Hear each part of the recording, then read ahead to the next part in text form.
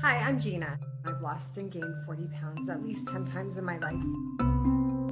Losing and gaining 40 pounds so many times made me feel like a failure.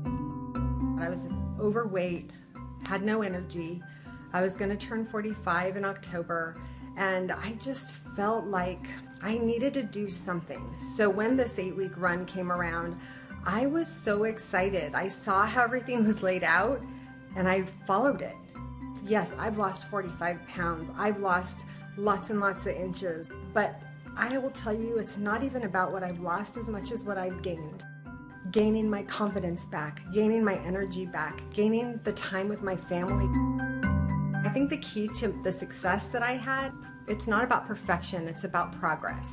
So you might be wondering why, after losing and gaining 40 pounds so many times, why this time was different for me. One, I've never had the energy that I've had in my life. I've never felt this good. But I think the biggest key and the most important thing really was I actually got rid of my before clothes. I've always been the person that said, hey, I'm gonna just keep these just in case. And the reality is this time I didn't. I know there's not gonna be a just in case, and I'm never turning back.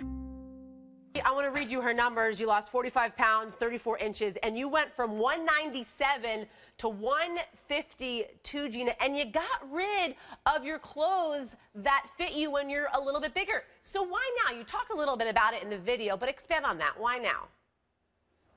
Well, I felt like I was at a point in my life where I was starting to feel a little unhealthy. And so I really had to change my mindset and say, you know what, it's not even just about the weight, it's now about my health. And it's kind of a good thing, Mark. It's important to get rid of those clothes, right? Yeah, she said there's no more just in case. She drew her line in the sand, and she threw them out, and she said, this is my future. I got something I can do for the rest of my life, and it gives you that confidence to know there is no tomorrow. This is my next step, and I'm going to own this body forever. That's what I love about Gina. And you don't know that in the back of your mind, those clothes are sitting there waiting for you just in case it happens, because you know I can't go back. And if I go back, I'm going to have to spend a lot of money buying new clothes. That's a good hashtag. Let go of the just in case. Yeah, exactly. All right, Gina, you also said that you weren't worried about being perfect. What do you mean by that? Well, I think before I had this diet mentality of I have to do this, I'm going to deprive myself, I'm going to, I have to follow this perfect in order for me to have any progress. And the reality is I haven't followed this perfect. I've really focused on making healthy choices, not being perfect, and that way not setting myself up for failure. I've taken the word cheat out of my vocabulary, and I'm either on plan or off plan. And when I'm on plan, it's great. And when I'm off plan, it's great too, because I know my very next meal I can go back on plan. Yeah, and it's kind of, in a way, Mark, right, about you got to be easy on yourself.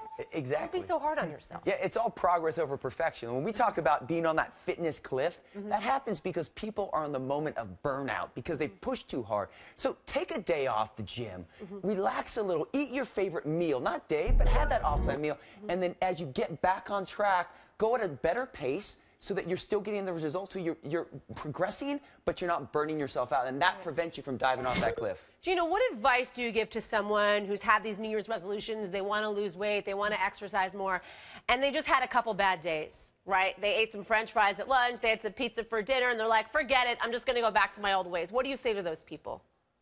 Remember why you started. I think most importantly, remember why you started, and don't focus on the end result. Really focus on the journey. The journey is incredible. And in this 8-week run, the community was truly, truly incredible and imperative to my success. So really staying plugged in was key to everything, and just looking at it as one meal at a time, one day at a time. Yeah, one day at a time. And you know what? Like, junk food can be so addictive because sometimes it's so good, right? Yes. But so can healthy living. Healthy living can be addictive. Exactly. Right, Yeah, and you can have that junk food, but then once you start living it and you have a support community, you feel great.